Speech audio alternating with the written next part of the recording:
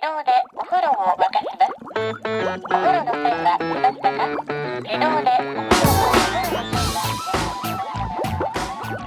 す Hello and welcome to an episode of Little Fish, your new weekly audience fact special of No Such Thing as a Fish. This is the sibling show. This is Big Brother's Little Brother. This is... Bake Off an Extra Slice. Bake Off an Extra Slice. Traitors Uncloaked. God, you know a lot of these. Yeah. Well, I work in television. I have to know this stuff. Antiques Roadshow, the cheap shit. So we've got some audience facts that have been sent in by a range of listeners. They're all brilliant. Let's get into it. Does anyone have a fact they'd like to kick off with? I can do one. Yeah, go on. All right, this comes in from Kyla Jemison. And the fact is that the P tank on the International Space Station has a Blue Sky account to update everyone on how full it is. So when you say a P tank, Yeah. tank of wee? Yeah, so there's a toilet on the ISS. There's a few toilets on the ISS. One in particular. You don't want to be caught short. Yeah. And they have been. Have they? Oh, yeah. They've had some international problems as well. When stuff on the ground is going wrong, and let's say one toilet is clogged, maybe the Americans won't allow the Russians to use their toilet or vice versa. They've had Really? there's a lot of problems. But Wow. but they do have a tank that collects the urine. Yeah. The urine then gets turned into drinkable water, so it's reused and so on. And this is not an official account. It's very explicit that it's not affiliated with NASA, but there is an account on Blue Sky called the ISS Piss Tracker. And it's because the data of how full the tanks are available to the public. And so, like, it updates all the time. Come so on then. How full is the P tank right now? right now, Are we gonna should we have a game? yeah, okay. Is it percentage? Yeah, it's percentage. Okay. I'm going to say 37%. You're Okay. going to say 37%. I'll go 38%. Oh, Just what? play the averages. Such a mathematician's answer. That's absolute bullshit. I'm sorry. Okay, I'll change it. 37.1%. Unbelievable. Okay, you sure? All right. Yeah. As of 6 minutes ago, the last update, it was 38% full. You're joking. No. I said 38. Yeah, you did. No, yeah. but then you pulled back to 37.1, so you're still ahead of Yeah, Andy. but you can only accept my first answer. And the thing is like, I had a feeling it was 38. And when Andy said 37, I thought, oh gosh, he's going to get really close. But I know it's 38, so I'm just going to go for 38. Because you thought I went for 38 because it's one more than 37. But Absolutely. no, I had an inkling. And when you said just play the averages, that was just your code for I know it. I just know it. Are you serious? James got it bang on. He got it bang on. That's so annoying. If we'd done it 22 minutes ago, it was 36% full, and you and would I have would've got it. You would have got it. But yeah, so We've got to start these shows on time. I'm sorry. I'm really annoyed. I was looking into just urine in space and how it works in the International Space Station and general shuttles and so on. And there was a mission in 1984 where something went wrong with the exit point of where the urine gets let out into space. It froze up at the end. There was a giant icicle. And they were really worried because they thought that if it loosens up, it might crack the heat shields as we're going back down. They almost did a spacewalk to sort of chisel it off. But in the end, they had a robot arm that came and knocked it off and knocked it away. Wow. It also meant that once they'd got rid of it, the toilet was now out of order. So for 6 days, they had to pee into plastic bags. And also in space, really hard to pee because of the microgravity, right? So you've got to be very careful. So how do you think you do it? You've got the bag. Bag for life? It's got to be. Because the flimsy ones have small holes in the bottom, don't they? There's no use. I assume these are more like what you'd put your sandwich in rather than... Don't put your sandwich in it. I don't think Sainsbury's bags made it to the ISS or Challenger. Do you get in the bag? Have the pee? How would that help? Well, because none of the peers get in the bag. Someone holds it closed. You have your wee quickly, then you just get out of the bag. You're covered in piss. It doesn't make sense. Put the bag on the penis. This is for men. Uh-huh. Couple of crocodile clips. Hold it in place. Good. Very nice idea. Now we're thinking like astronauts. Now we are. Astronauts that did not make the cut. No, what you would do is you would put socks in and you would put underwear in so that the liquid would instantly soak into something. So they were losing their socks. They were losing all of the clothing for 6 days while they're up there. But they made it back safe. So all good. Great. Here's one from Lauren Kramer. In spite of being completely landlocked and because of its man-made lakes and reservoirs, Oklahoma has more shoreline than the east and west coast of the contiguous states combined. It also has an international port because the river connects to the Mississippi. Wait, Oklahoma has more shoreline. Then the east and west coasts of America. That's what they're saying. But isn't Oklahoma part of the contiguous Yeah, east but and they west? don't have a Pacific or Atlantic coastline. So it's saying that the shoreline in Oklahoma is more than the Pacific and the Atlantic combined. What? Wow. How can that be? Have you run the math? Well, I've looked into it and I think probably it's not true, unfortunately, because if you just take Alaska, the shoreline of Alaska is 33,904 miles. And according to the official bureau, Oklahoma has 55,646 miles of shoreline on its lakes.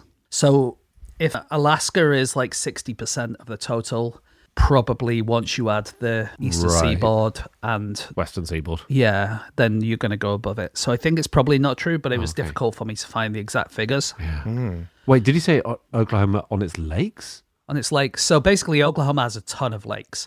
And so they count as shoreline all the shores of the lakes. And it's like this thing that, if you're a Sooner State person, like you would just know that as a fact you're told as a kid. But I think probably it's not quite true. Lauren also said that at high school she learned that Oklahoma has the world's largest salt flats, alabaster deposit, and parakeet farm. The largest salt flat is in Bolivia. The largest gypsum deposits are in Spain. And the parakeet farm closed in the 1950s after a fire. So I'm sorry, Lauren. Lauren, you've experienced a rite of passage for anyone involved in QI or no such thing as fish, which is called a thorough Harkin'ing, and it's never a nice experience, but you do come out of it a wiser person. Yeah, I'm sorry. It's not Lauren's fault. She was told this at school. James, that's a thorough job. Because now, Lauren, you get to watch when James dishes out a Harkin'ing to the next person, and you can be like, yeah, It's a club. it is a club. Every other human being is in that club. Yeah. Who's farming parakeets? It was one person. It was one guy in Waurika. Now, I might have mispronounced that, so Lauren might write in and say I've mispronounced it. But they brought in just a few parakeets from abroad, and then parakeets have like 4 or 5 babies every year. And so by the 1950s, they had about 1,500 breeding pairs. Wow. But then there was a fire, and they never quite reached their former glory. And now if you go on the internet and you Google Oklahoma parakeets, you see Oklahoma was once the parakeet capital of the world, and no one knows why. Well, that's why. But now we know. I've got one, which I think is true, from Tracy Theakston. A common British job used to be operating a Shake Willy machine. That's in the ISS once you finished. Take off the crocodile clips, shake your willy. Get out of that bag. This is so good. So, you know the word shoddy. Yeah. Dodgy. Shoddy is dodgy. Yeah, low quality. Yeah. It was like a kind of old cloth or something shoddy, wasn't it? That's Like what it's about. rags and So stuff. I don't know if it's a word that's travelled outside the UK. I don't know if in America or Australia you say, it's a bit of a shoddy job, isn't it? No, yeah. You say shoddy. Oh, do you? Okay, Yeah, okay. Well, there was this cloth, and it was a mix of ground up rags and kind of virgin wool, and it was then woven into new cloth. And some of the makers started upping the amount of recycled material, and that led to like low quality cloth. Because the new stuff was getting more expensive, so the word gained the meaning shoddy, low quality. Shoddy just used to mean, this is shoddy. What a nice piece of shoddy cloth. Great. Anyway, one of the steps of making the shoddy cloths was to do the willying in a Shake Willy machine. What it meant was roughly cleaning the material to fluff it up and to remove any dirt. Can you stop doing that with your hands while you tell us about it? And there are these census records of williers, willy girls, willy men. Do we know why it was called Willy? Is it because they got woolly? 2 theories. One is that there were willow baskets involved, and one is that it's a derivation of winnowing, where you're winnowing out the low quality stuff. Right. So you had to feed the wool into the Shake Willy, and that fluffed it up, and that got rid of the nips, which is the dust and the dirt. The second willying machine is called the teaser, which is teasing it apart. So as far as I can tell, you do the fluffing in the Shake Willy, you get rid of the nips, put it through the teaser, and then finally add the lubricant. This is the process. Did Kenneth Williams invent this job? Imagine what's your profession? I'm a willy man. That's good. I didn't. We were doing this recently with the Rachel Paris episode where we talked about extinct jobs. Yeah, I must admit I had willying on my list. Yeah, did but we never you? got round to it. That's surely extinct. There's nobody willying these days. No williers now, no. There is a brilliant Yorkshire company called Inuyo. What? Was that your Yorkshire accent? It's what it's called, Inuyo, which is an abbreviation of "It is not over until it is over." Oh. But it's almost all vowels. Sorry, what's that to do with Willy Ink? They're a recycling firm. It's about recycling cloth. I got it. Yeah, and shoddy was pioneered in Batley in Yorkshire by Benjamin Law, who founded a company called Shoddy Manufacturing, which is just lovely. Yeah. Right, who's next? I'll go on. This was sent in to us by Jackie Gemmel. She writes, the reason aeroplanes have round windows is because old planes used to have square ones, which created weak points, which caused metal fatigue. And metal fatigue failure would be where the window was weakened further by air pressure at high altitude. And supposedly a few crashes were off the back of this. And so they now, as we all know, have circular windows, and that is to distribute the pressure evenly. Yeah, it's a strong, very strong shape, isn't it? Circle. Yeah. I think now the materials are strong enough that you could get any shape of window. Could you have a plane that was all window? Yeah, now you can. Wow. But people just wouldn't go for it. I think I wouldn't either. I think I would not go for that. I would like a plane where you can see into the hold. So you look down, you're like, oh, there's my bag. Yeah. I think that'd be really great. Do you think? I reckon you don't want to know what goes on in there. I always imagine some weird shit goes on in those holds. Yeah, lots of willy shaking down there. Well, like snakes on a plane kind of thing. Yeah. Yeah, I don't want to see snakes down there. But a novelty glass bottom plane is a very interesting concept. Yeah. Like that is quite interesting to... I'm a terrified flyer, but even I think I might do that.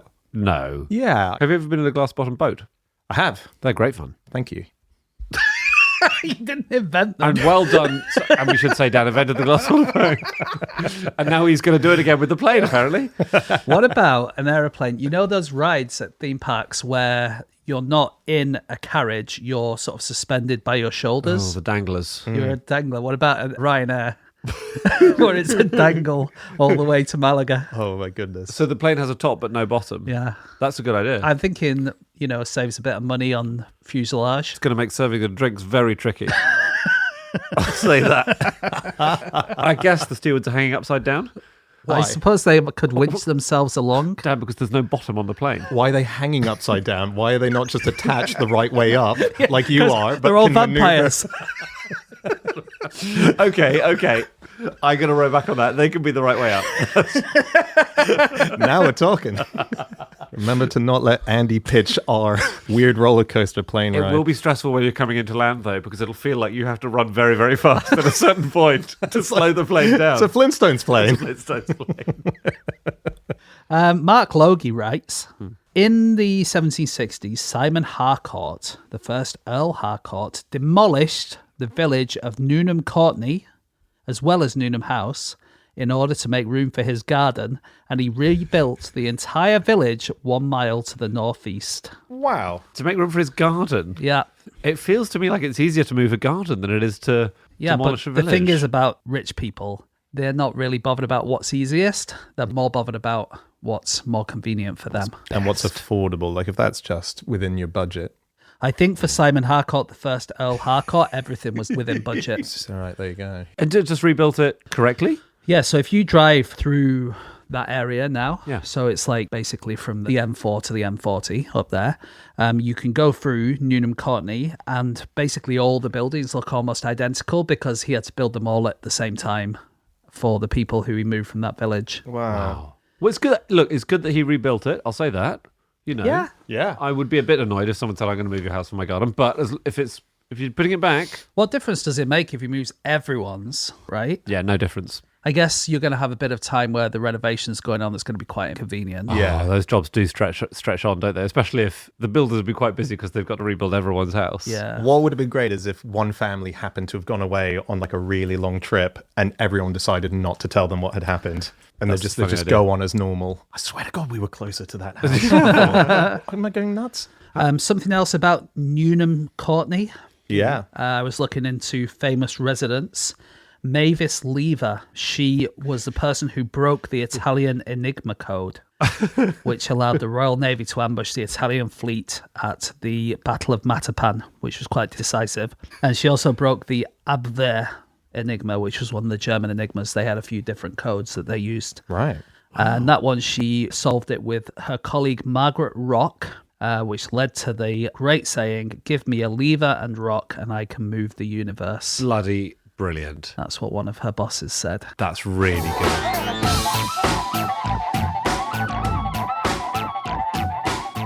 Here's one. This is from Jude Kafruni. This is maybe the most stoner fact in the inbox over the last, you know what I mean? Like the sort of, whoa, like the sort of cosmically mind-blowing fact. Let's hear it. The T-Rex is closer to us in time than it is to the Stegosaurus. Now, I really like this. I love dinosaur timing facts. Yeah. And this is that the T-Rex went extinct when they all did, about 6 million years ago. Right? But the T-Rex was actually quite new. It had only properly arrived in its final form at about 72 million years ago. And I got really sad reading that. And I thought, no, they had 6 million years. That's a long time. Such a long time. I don't know what. I got a bit misty-eyed thinking, God, they were in their prime. They had so much to give. They could have built their own HS2 in that time. Yes, exactly. But when that happened, when T-Rex arrived 72 million years ago in the late Cretaceous, Stegosauruses had already been extinct for over 70 million years. So the Stegosaurus and the T-Rex are further apart than the T-Rex is from us. Do you know that Sgt. Pepper's, the album, is closer to the modern day than it is to when Cleopatra was alive? No way. Whoa. And that's a stoner fact as well. Whoa. Sounds like an impressive fact until you actually listen to it, doesn't Makes you it? think. It does make you think, though. That was the thing with the name Jurassic Park that often gets said, is that half the dinosaurs in the movie not But Jurassic. it implies that the dinosaurs in the park would have been incredibly freaked out by each other. They would have, like, the T-Rex would have been looking at the Stegosaurus thinking, what is that? Yeah. Yes. Whereas the humans, they would have been relatively calm about because we're closer in time to them. So they'd be like, oh, yeah, it's normal. You know what I mean? Yeah, it's an interesting point. I don't think so. Not an interesting point. No. I retract mine as well. No, you That's can't a shit point, you mate. can't retract your point just because to go along with James. If you look now at an animal that was extinct 55 million years ago, and then you see an animal which hasn't been invented yet and will come in 20 million years, even though it's closer to you, which is going to be more surprising? Yeah. Yeah, okay. Yeah, all right. I retract. Yeah. Take that. Look, we're all that, agreeing my point was not interesting or You've good. been Harkin'd. Oh, God. Oh, it's tough. It's tough. But the T-Rex used to be the size of a Dalmatian. When it started. Ages ago. Yeah. Right. But I think that's cool. 3 That is meters, good. 3 meters long and 30 kilos. Was that a T-Rex or like another Tyrannosaur, like a related Tyrannosaur? It was an ancestor. It was what eventually turned into the T-Rex. Because I wonder if a baby T-Rex, when it's born, is already bigger than that size. I don't know. 3 meters that's a big egg, isn't it? Yeah. That's true. Anyway, there you go. Here's one. This is from Ron Layback. And Ron says that Case Western Reserve University, which is home of the famous physics study, the Michelson-Morley experiment, which disproved that the ether existed. Both looking at me like you know what that means. Yep. The theory was that the Earth was going through some kind of air or some kind of field, but actually it turned out that it's going through space, and these guys proved it. Anyway, wow. This university, they test whether or not Galileo's theorem of gravity is true every Halloween by dropping 2 jumbo-sized pumpkins from the top of the auditorium building. And the idea is they could be different weights, but they should land at the same time. Right. And spoiler alert, gravity works, and they are correct. Good to check every year, though. You never know. You never know. It might change. Yeah. I think that is fun. Scientists have to check these things. And it brought me onto pumpkins. I've done a bit of my own research on pumpkins. There's an old QI fact that 95% of pumpkins in the UK are not eaten because we basically buy them and turn them into jack-o'-lanterns and then throw them away. But actually, that is not true anymore. That fact is really, really old. But there was a 2024 survey that found about 37% of pumpkins are eaten. Which is just under the amount of urine currently sitting inside the ISSP tank. That's food for thought. But it's Whoa! Sorry, it's my stone effect. but it's still not enough. And there is a campaign run by Hubbub, which is a charity for the environment, and someone called Emily Gussin, who wrote something called Don't Waste Your Pumpkin, to try and get people to eat pumpkins. and they have like pumpkin recipes and just to raise awareness of not wasting food. And they claimed that they've almost halved pumpkin waste in the last year. Wow. So that's really good work for them. So if you're listening to this, it's 3 weeks after Halloween already. But don't despair. If you've still got a few pumpkins there, just scrape off the mold. They might still be good. Nice. Can I just do one more thing? Yeah, go on. Because I have an extra one that we never got to. Oh. And I did lots of extra research for it. So Federico Sana wrote that if Tom and Jerry was made in ancient Rome, Tom, instead of being a cat, would have been a weasel. And that's because, according to Federico, the Romans had pet weasels instead of pet cats to get rid of mice and stuff. Lovely. I found a website called foundinantiquity.com, and they have a really, really long explanation of this, and they don't think it's true. They think that weasels were not used as pets. They were in the houses, but they were kind of a pest themselves. But the reason I wanted to say it is because they found on this website that this theory was first theorized in 1718 by Magnus Rydelius and Andreas E. Weasel. And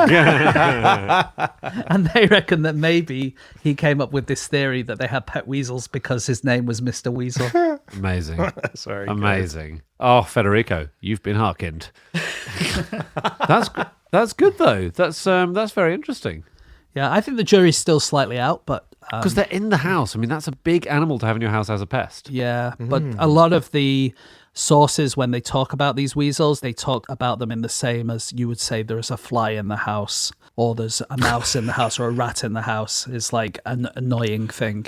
Right. Are they basically like ferrets?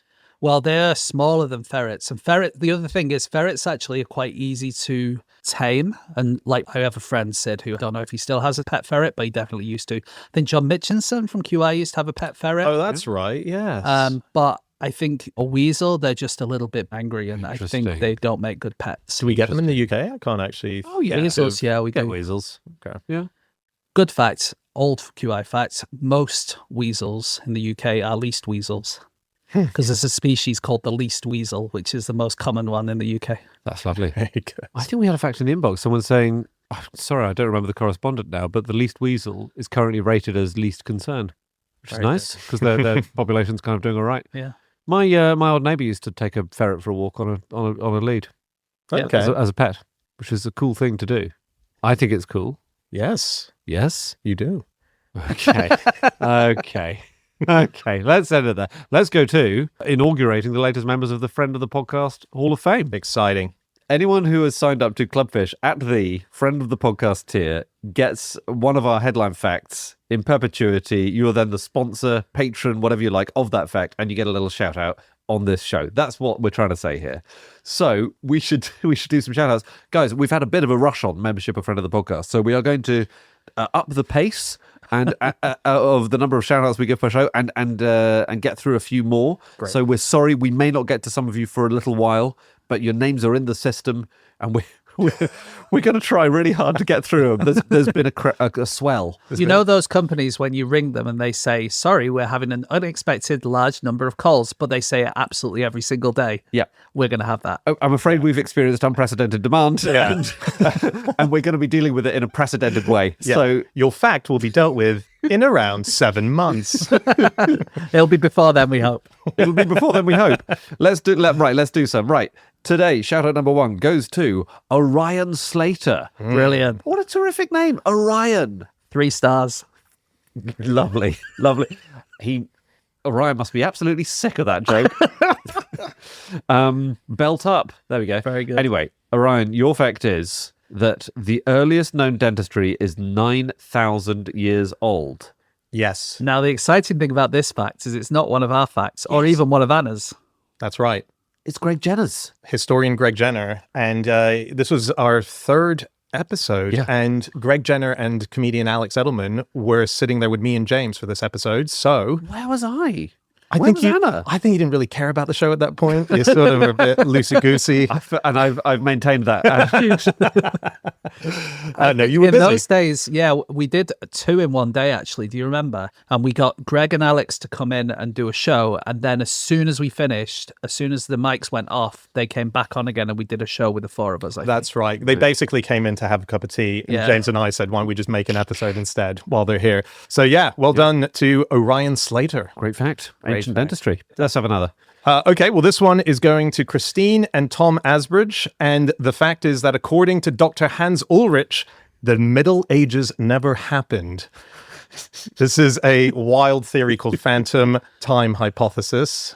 Largely put into the show because we knew that Greg would be horrified he was sitting on a show that was discussing this It particular was thing. just to upset him, really, wasn't it? Yeah, in a friendly way. We do like him. But that was the idea. Yeah. And the exciting thing about that one is that this is a special medieval fact requested by Christine for Tom, who is a medieval historian and writer. So we're not going to say you can request your facts if you're a friend of the podcast, but you can put a little note in, like where you put, I'm allergic to nuts or something. Yeah. When you But as the guy who does the emails, I'd like to specify that as the chef in this restaurant, I may put nuts in anyway. Do you know what I mean? Like, That's absolutely while Andy's replied to your emails, he may be touching nuts.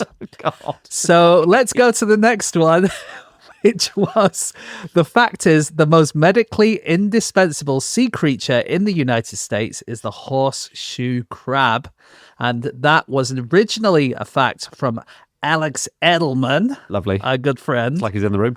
But now it is under the custodianship of Anna, also known as Anna MC, Anna Mac. She's a regular contributor to various emails and stuff like that. isn't she? Yeah. Congratulations, We know Anna. her. Yeah. And I like that. I do like the fact the most medically indispensable sea creature in the United States. Like, it's qualifier city, isn't it? Yeah. Yeah, It's- I think Alex had just read a documentary or watched a documentary about the horseshoe crab, Right. and just wanted to talk about that. I love the idea of reading a documentary. It feels like it's the kind of thing you would do, James, where Yeah. you print out the transcript of the documentary and then you read it because you'll do it faster and there won't be irritating pictures in the way. Yeah. I have a friend who reads all of our podcasts. Doesn't listen to them. Reads them. Wow. Yeah. I mean, you read Scripts of Toy All Story. 4 of them. Never seen the films. Did you cry at the right bits? Yeah, just dripped on the printout. Couldn't read the next bit. Oh dear. Right, let's have another fact. This one is going to Double O Dynames. Dynames? It's a terrific name. And it's that Queen Elizabeth slept in a bedroom with 28 women. So congratulations, Double O. She's the Bonnie Blue of her time. That's rude. Is it? I'm going to pretend that I don't know who that is. Me too. Oh, me too. I think that was the vibe we were going for, to try and do a bit of innuendo, but actually this was the fact that she had lots of handmaids and stuff who used to sit and sleep in her bedroom. Yeah, they'd watch her give birth as well. Queen Elizabeth I. Wow. No, you have that's not it. changed. Yep. You have changed history, Dan. That's huge. Sorry. I was thinking about the chambermaids who would stay and births in those periods were Absolutely. often viewed by huge parties. So for Queen Elizabeth I, nicknamed the Virgin Queen, I think probably that wouldn't have been a big part of the job spec. Not the nickname of Bonnie Blue. Okay, well, I don't know who that is. Right, carry on. So the next one, I'll do this one. It's that 30 million Chinese people live in caves. And that fact is now under the custodianship of Nathan Morgan. Congratulations, Nathan. Feels like a fact that will have undergone some depreciation. Yeah, I think it was a fact of its time.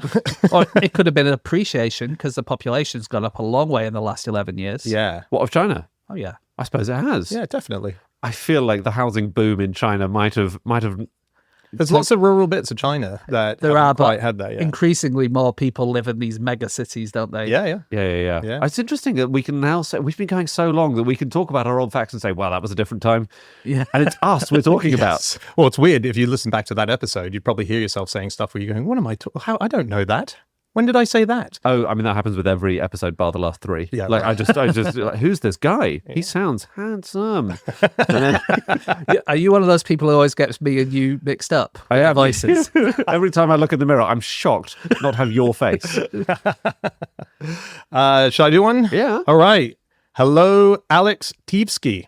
You have just become the custodian of this fact from James Harkin. There is a banker in Latvia who will lend you money using your immortal soul as security. That's great. Is he still going? I'm not sure. I'll tell you why I did this fact, because I think our first ever listener was Gattis, who is, or who was the advertising partner of my wife. And I sent him the episode to see what he thought about it. And that was before it went online or anything. And he is from Latvia, so I thought we'd do a little Latvian fact quite early on. That's so cool. That is cool. Yeah. Our first listener. That's great. I think he is. Well, that's a great fact. Congratulations, Alex. I'll do another one. This is another Anna. Anna, your fact forever is that for 100 years, almost all maps of Africa contained a fictional mountain range called the Mountains of Kong. So to clarify, that was a fact that was said by Anna, Yes. but it's now under the custodianship of Another Anna. whose surname we don't know. She's just Anna Exactly. Unless Anna, Tashinsky. our Anna, has signed up to be a friend of the podcast. Not a chance. No, she doesn't. She doesn't listen to the main show, let alone whatever we're doing now. She doesn't know this exists. I spoke to her last weekend and she says she has been listening to the recent episodes and really enjoying them. Oh. Okay, so Anna's been replaced. Yeah. Motherhood has done a really weird thing to her second time round. She did look very tired. That's a great fact. I think that's a really fun fact, the Mountains of Kong. There's just this huge mountain range. Everyone said, well, you can't go that way. What about the Mountains of Kong? And they just weren't there. That one feels weirdly like an OG classic of fish. Absolutely. Here is one more for this week. So male Pennsylvania grass spiders are much likelier to approach a female who has already killed and eaten a male. That feels like an Anna fact, doesn't it? But actually, it was one of yours, Andy. But now it is under the custodianship of Alva Clausen. Well done, Alva. It's a good fact. Male Pennsylvania grass spiders are much likelier to approach a female who has already killed and eaten a male. Which is crazy, right? Because she's got form. But she's full. You see what I mean? Yeah. Yes. The killer wouldn't possibly want to kill again. No, that's what they say about serial killers, isn't it? Once you've killed once, it's not at all Moorish. You